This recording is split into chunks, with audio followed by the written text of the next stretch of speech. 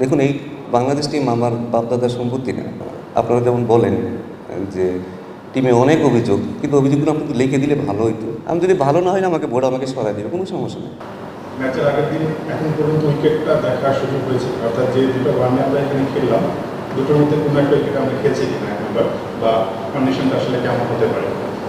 Number two হচ্ছে যেহেতু BCB একজন নতুন ব্যাটিং কোচ খুঁজছে, বলেছিল এর মধ্যে আসলে যে বিদেশি একজন ব্যাটিং কোচ খুঁজবে এবং স্পেশালাইজ যেহেতু ব্যাটিং কোচ আপাতত নয়, আপনি দেখভালটা করছেন পুরো ব্যাটিং ডিপার্টমেন্টটা, কোনোভাবে কি এটা যদি হয় আপনার সঙ্গে কনফ্লিক্ট করবে কিনা, বা মানে আপনার দায়িত্বে সেটা কোনোভাবে আসলে প্রভাব করবে কিনা? দেখুন, আমি কোচ, আমাকে যদি আপনি বলেন যে কালকে সালাউদ্দিন তুমি যাও 13-এ যাই কোচিং করাও, আই ডোন্ট মাইন্ড।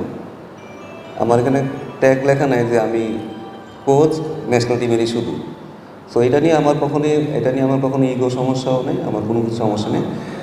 এটা নিয়ে আমি চিন্তিতও না। আর কেউ আসলে, কেউ যদি ভালো কেউ আসে, যে যদি টিমের জন্য যদি ভালো হয়, দেখুন, এই বাংলাদেশ টিম আমার বাপদাদার সম্পত্তি না, ঠিক আছে?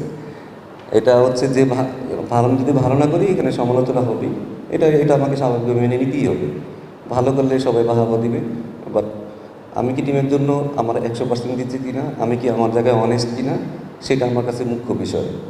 আজকে ধরেন 27-28 বছর কোচিং করার পরে যদি কেউ যদি বলে যে আমি কী যেন বলছে, আপনারা যেমন বলেন যে টিমে অনেক অভিযোগ, কিন্তু অভিযোগগুলো আপনি লিখে দিলে ভালো হইতো।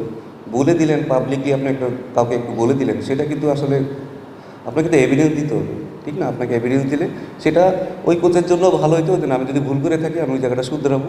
বাট আপনি একটু লিখে দিতে পারেন না। বাট আমি জানি আমি আমার জায়গায় 100% অনেস্ট কিনা। আমি হয়তো ভালো কোচ নাও হতে পারি, ঠিক আছে? আমি যদি ভালো না হয় না, আমাকে বোর্ড আমাকে সরাই দেবে, কোনো সমস্যা নেই। বাট আপনি কখনো কাউকে কোনো কিছু জাস্টিফাই না করে যদি আপনি কাউকে লিখেন, এটা আসলে ঠিক না। এটা মানুষের আসলে আপনি কখনো আপনি কি জানেন কি লোকটা অনেস্ট কি অনেস্ট না, সেটা জেনে তারপর আমার মনে হয় লেখা উচিত। এটা শুধু হয়তো আমি মেন্টালি অনেক স্ট্রং আছি, অনেক দুর্বল মানুষ কিন্তু হয়তো করে দিতে পারে।